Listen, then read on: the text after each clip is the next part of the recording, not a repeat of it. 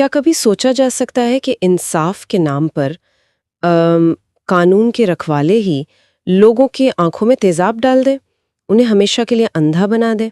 ये कल्पना भी सिहरन पैदा करती है। बिल्कुल। सोचना भी मुश्किल है। पर ये सिर्फ कल्पना नहीं है, ये एक बहुत कड़वी हकीकत है जो हमारे ही देश में घटी थी। जी हाँ, आज हम गहराई से पड़ताल कर रहे हैं भागलपुर अंकफोड़वा कांड की। हाँ, जिसे अक्सर तेजाब कांड भी कहा जाता है। बिल्कुल, बिहार की वो शर्मनाक घटना जिसने 1979-80 में पूरे देश की अंतरात्मा को जैसे झकझोर कर रख दिया था। हमारी ये जो बातचीत है, ये आधारित है Bhagalpur blindings, police atrocities and injustice नाम के एक लेख के निष्कर्षों और उसके विश्लेषण पर। हाँ। ये लेख उस वक्त के हालात, पुलिस ने क्या किया और फिर बाद में क्या हुआ, उस सब पर रोशनी डालता है। तो आज हमारा इरादा यही है कि इस भयावह प्रकरण की तह तक जाएं, ये समझे कि आखिर किन हालात में ऐसा हुआ। बिल्कुल। पुलिस की इस बर्बरता के पीछे सोच क्या थी, इसके नतीजे क्या निकले, और सबसे जरूरी, क्या हमने इससे कोई सबक सीखा या शायद नहीं सीखा? देखिए, ये सिर्फ कुछ अपराधों और उनकी क्रूर सजा की कहानी नहीं है। ये मामला कहीं ज्यादा गहरा है। ये राज्य की जो बेलगाम शक्ति होती है, कानून के शासन की धज्जियां उड़ाना और मानवाधिकारों का शायद सबसे घिनौना उल्लंघन, उसका एक प्रतीक बन गया। हाँ। हम यही समझने की कोशिश करेंगे कि कैसे एक पूरी व्यवस्था इस हद तक गिर सकती है। चलिए उस दौर को समझने की कोशिश करते हैं। बात है 1979-80 की। हाँ। जगह है बिहार का भागलपुर जिला और उसके आसपास के इलाके। लेख बताता है कि उस समय वहां का माहौल बहुत तनाव भरा था। जी, लेख इस बात पर जोर देता है कि अपराध, खासकर हिंसक वाले जैसे डकैती, लूटपाट, हत्या, ये सब बिल्कुल चरम पर थे। अच्छा, आम लोग खौफ में जी रहे थे।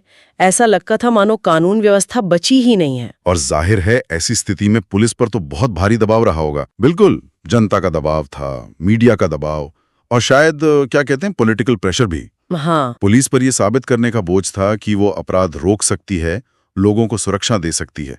लेख के हिसाब से इसी दबाव ने शायद वो जमीन तैयार की जो आगे चलकर इतनी भयानक साबित हुई। तो पुलिस ने कार्रवाई शुरू की। अपराध रोकने के नाम पर बहुत से संदिग्ध लोगों को पकड़ा गया। लेकिन यहाँ एक बहुत अहम बात है जिसे लेख भी बताता है। ये पकड़े गए लोग सजाए-याफ्ता मुजरिम नहीं थे। सही कहा, बिल्कुल सही। ये लोग अभियुक्त थे, अंडर ट्रायल्स जिन्हें कहते हैं। हाँ, अंडर ट्रायल्स। उन पर अपराध का शक जरूर था, शायद केस चल रहे थे या चलने वाले थे, लेकिन किसी अदालत ने उन्हें दोषी नहीं ठहराया था। और हमारा पूरा न्याय का सिद्धांत इसी पर तो टिका है कि भाई जब तक दोष साबित ना हो, हर व्यक्ति निर्दोष है। मगर भागलपुर में तो इस सिद्धांत की धज्जियां उड़ा दी गईं। पुलिस ने जैसे खुद ही अदालत बनने का फैसला कर लिया। और यहीं से शुरू हुआ वो बर्बरता का नंगा नाच, जिसकी मिसाल मिलना मुश्किल है। लेख में जो बातें लिखी हैं वो रोंगटे खड़े कर देती हैं।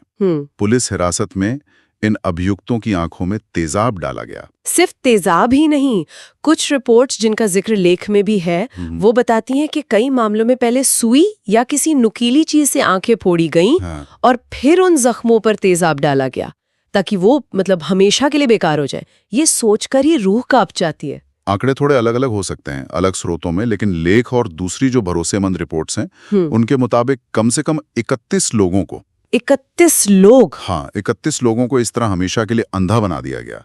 आप सोचिए उस जेल या लॉकअप के अंदर का माहौल। चीखें, दर्द से तड़पते लोग, रहम की भीख मांग रहे होंगे। और कोई सुनने वाला नहीं। और ये सब कुछ हो रहा था राज्य की निगरानी में। लेकिन सवाल यह है कि पुलिस ने ऐसा किया क्यों? क्या उनके पास कोई तर्क था अपनी इस हरकत का, इस अमानवीय काम का? पुलिस का जो पक्ष सामने आया और जिसका विश्लेषण लेख में भी है, वो ये था कि ये लोग खूंखार आदतन अपराधी थे। अच्छा। उनका कहना था कि ये लोग बार बार अपराध करते हैं, जेल जाते हैं, छूट जाते हैं और फिर समाज के लिए खतरा बन जाते हैं। तो उन्हें एक ऐसा सबक सिखाना जरूरी था जिसके बाद वो दोबारा अपराध कर ही ना पाए। इसे एक तरह से तुरंत न्याय या सामाजिक सुरक्षा का नाम देने की कोशिश की गई। हाँ, कुछ इसी तरह की बात। लेकिन क्या ये तर्क सही था? क्या ये सच था कि वो सभी लोग खूंखार अपराधी ही थे? देखिए, यहीं पर पुलिस का दावा जो है वो खोखला साबित होता है। लेख और बाद की जो जांच हुई उससे ये साफ हुआ कि पीड़ितों में कई ऐसे लोग थे जिन पर छोटे-मोटे अपराधों के आरोप थे। अच्छा। कुछ तो शायद ऐसे भी थे जो बिल्कुल निर्दोष थे, बस शक के आधार पर पकड़ लिए गए थे। और चलिए मान भी लें कि उनमें से कुछ वाकई गंभीर अपराधी थे, तब भी सवाल तो वही रहता है, क्या पुलिस को सजा देने का अधिकार है? बिल्कुल नहीं। ये तो सरासर जंगल राज है। कानून का शासन तो यही कहता है कि सजा देने का अधिकार सिर्फ न्यायपालिका को है, वो भी एक पूरी प्रक्रिया के बाद। हाँ, पुलिस का काम जांच करना है, अभियुक्त को अदालत में पेश करना है। वो खुद सजा कैसे दे सकती है? ये न्याय व्यवस्था का आप कह सकते हैं पूरी तरह से ढह जाना था, जब रक्षक ही भक्षक बन जाए, जब वर्दी का डर कानून के डर से ज्यादा हो जाए। तो ये किसी भी सभ्य समाज के लिए खतरे की घंटी है। हाँ। लेख इसे राज्य प्रायोजित आतंक यानी स्टेट स्पॉन्सर्ड टेरर के एक उदाहरण की तरह भी देखता है, जहां नागरिकों को उन्हीं के रक्षकों से खतरा महसूस होने लगे। तो फिर ये पूरा मामला जो जेल की चारदीवारी के पीछे चल रहा था, ये दुनिया के सामने आया कैसे? किसी ने तो आवाज उठाई होगी। इसमें मीडिया की भूमिका, खासकर उस समय के कुछ साहसी पत्रकारों और अखबारों की भूमिका बहुत अहम रही। अच्छा। जब भागलपुर से ये खबरें धीरे धीरे बाहर आने लगीं और अखबारों में छपीं, तो शुरू में शायद लोगों को यकीन ही नहीं हुआ। हाँ, यकीन करना मुश्किल भी है। बिल्कुल, लेकिन जैसे जैसे और बातें सामने आईं, पूरे देश में सनसनी फैल गई। लोगों में जबरदस्त गुस्सा था, आक्रोश था। क्या अंतर्राष्ट्रीय स्तर पर भी इसका कुछ असर हुआ? हाँ, राष्ट्रीय स्तर पर तो हुआ ही, अंतर्राष्ट्रीय मीडिया ने भी इस खबर को कवर किया। मानव अधिकार संगठन, जो भारत में उस वक्त शायद उतने मजबूत नहीं थे जितने आज हैं, उन्होंने भी अपनी आवाज उठाई और फिर मामला अदालत तक पहुंचा। और तब देश की सर्वोच्च अदालत सुप्रीम कोर्ट ने इस मामले का संज्ञान लिया। जी है, और सुप्रीम कोर्ट की भूमिका इसमें बहुत ऐतिहासिक रही। अदालत ने इस घटना पर जो तल्ख टिप्पणी की वो आज भी याद की जाती है। क्या कहा था कोर्ट ने? सुप्रीम कोर्ट ने इसे बारबेरिक एंड इनह्यूमन कहा, मानवता के सार के खिलाफ अपराध, और राज्य सरकार को बहुत कड़ी फटकार लगाई। हाँ। लेख इस बात को साफ करता है कि सुप्रीम कोर्ट का हस्तक्षेप इस मामले में एक टर्निंग पॉइंट था।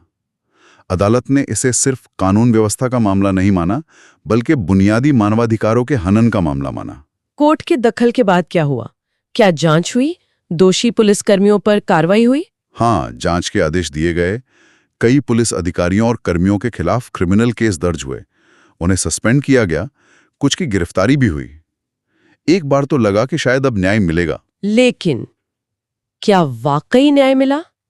क्या हुआ उन मुकदमों का आखिर में? यहीं पर कहानी एक और निराशाजनक मोड़ लेती है। जैसा कि अक्सर ऐसे मामलों में होता है, जहां सिस्टम के लोग ही कटघरे में हों। हाँ, प्रक्रिया धीमी हो जाती है। बिल्कुल, न्यायिक प्रक्रिया बहुत धीमी और जटिल रही। लेख बताता है कि शुरू में कुछ सजाएं हुई जरूर, निचली अदालतों ने कुछ पुलिसकर्मियों को दोषी पाया भी, लेकिन वक्त के साथ अपील दर अपील ज्यादातर आरोपी या तो बरी हो गए, हाँ, या उनकी सजाएं बहुत कम कर दी गईं, या फिर वो सबूतों के अभाव में छूट गए। ये तो बहुत ही दुखद है। मतलब जिन लोगों ने कानून की रक्षा की कसम खाई थी, उन्होंने कानून तोड़ा और फिर कानून की ही पेचीदगियों का फायदा उठाकर बच भी निकले। ये पूरी न्याय प्रणाली की जो असरदार होने की क्षमता है, उस पर एक बड़ा सवाल खड़ा करता है। क्या हमारा सिस्टम इतना मजबूत है कि वो अपने ही ताकतवर अंगों को जवाबदेह ठहरा सके? भागलपुर कांड इस सवाल का एक दुखद जवाब देता है। और उन बेबस इंसानों का क्या हुआ जिनकी दुनिया हमेशा के लिए अंधेरी कर दी गई? उन 31 या उससे ज्यादा लोगों की जिंदगी का क्या बना? उनकी जिंदगी तो एक कभी न खत्म होने वाली त्रासदी बन गई। लेख में कुछ पीड़ितों के बाद के जीवन का बड़ा मार्मिक वर्णन है। सोचिए, एक झटके में आपकी आंखों की रोशनी चली जाए, वो भी उनके हाथों जिन पर आपकी सुरक्षा का जिम्मा था। हाँ। कई पीड़ितों को अपना बाकी जीवन भीख मांगकर गुजारना पड़ा। कई गहरे डिप्रेशन और मानसिक पीड़ा के शिकार हो गए। वो भयानक अनुभव उनकी आत्मा पर हमेशा के लिए घाव छोड़ गया। शायद सुना है सरकार ने उन्हें कुछ मुआवजा दिया था बाद में। हाँ, सुप्रीम कोर्ट के आदेश के बाद पीड़ितों को या उनके परिवारों को कुछ आर्थिक मुआवजा दिया गया, पेंशन जैसी व्यवस्था की गई। लेकिन क्या पैसा आंखों की रोशनी लौटा सकता है? बिल्कुल नहीं। क्या वो उस दर्द, उस अपमान, उस अन्याय की भरपाई कर सकता है? सवाल ही नहीं उठता। मुआवजा एक जरूरी कदम था, एक तरह से राज्य ने अपनी गलती मानी, लेकिन इसे पूरे न्याय का विकल्प नहीं माना जा सकता। इस पूरी घटना ने हमारे समाज और हमारी व्यवस्था पर क्या कोई स्थायी असर छोड़ा? क्या इससे कुछ बदला? इसका एक बहुत बड़ा और फौरी असर तो ये हुआ कि पूरे देश में पुलिस की शक्तियों पर, उनकी जवाबदेही पर और मानवाधिकारों के मुद्दे पर एक जोरदार बहस छिड़ गई। हाँ, ये तो होना ही था। लोगों ने सवाल पूछना शुरू किया कि भाई, अपराध रोकने के नाम पर क्या पुलिस को ऐसी बर्बरता करने की छूट दी जा सकती है? क्या तुरंत न्याय के नाम पर कानून हाथ में लेना सही है? क्या इस बहस का कोई ठोस नतीजा भी निकला? क्या सिस्टम में कोई सुधार हुआ? कुछ हद तक हाँ। इस घटना ने भारत में मानवाधिकार आंदोलन को मजबूती दी। पुलिस सुधारों की जरूरत को और ज्यादा गंभीरता से महसूस किया गया। अच्छा। पुलिस अत्याचार के खिलाफ जो कानूनी सुरक्षा के उपाय हैं, उन्हें मजबूत करने पर जोर दिया गया। सुप्रीम कोर्ट ने बाद में डीके बसु बनाम पश्चिम बंगाल राज्य जैसे मामलों में गिरफ्तारी और हिरासत को लेकर जो विस्तृत गाइडलाइंस जारी की, हाँ, वो गाइडलाइंस। उनके पीछे कहीं ना कहीं भागलपुर जैसी घटनाओं का भी परोक्ष असर था। लोगों में अपने अधिकारों के प्रति जागरूकता बढ़ी। और जैसा कि अक्सर होता है, ऐसी बड़ी दर्दनाक घटनाएं कला और साहित्य को भी प्रभावित करती हैं। बिल्कुल। भागलपुर कांड की गूंज हमें बाद के सालों में सिनेमा में भी सुनाई दी। प्रकाश झा की 2003 में आई फिल्म गंगाजल, हाँ, गंगाजल, वो सीधे तौर पर इसी घटना से प्रेरित थी। हालांकि फिल्म ने कहानी को थोड़ा फिल्मी अंदाज में दिखाया, लेकिन उसने उस मुद्दे को, उस दर्द को, उस सिस्टम की सड़ांध को एक बड़े दर्शक वर्ग तक पहुंचाया और लोगों को फिर से सोचने पर मजबूर किया। बिल्कुल। लेख इस सांस्कृतिक प्रभाव को भी नोट करता है कि कैसे कला समाज की चेतना को झंझोड़ने का काम करती है। आज इस घटना को 4 दशक से ज्यादा हो गए हैं। एक पूरी पीढ़ी बड़ी हो गई है, लेकिन भागलपुर का नाम आते ही इतिहास का ये काला अध्याय आज भी जहन में ताजा हो जाता है। हाँ। ये सिर्फ एक आपराधिक घटना नहीं थी, ये हमारे सिस्टम पर, हमारी इंसानियत पर एक ऐसा दाग है जिसे मिटाना शायद मुमकिन नहीं है। और ये हमें उस बुनियादी सवाल पर लाकर खड़ा कर देता है जो तब भी उतना ही जरूरी है और आज भी उतना ही महत्वपूर्ण है।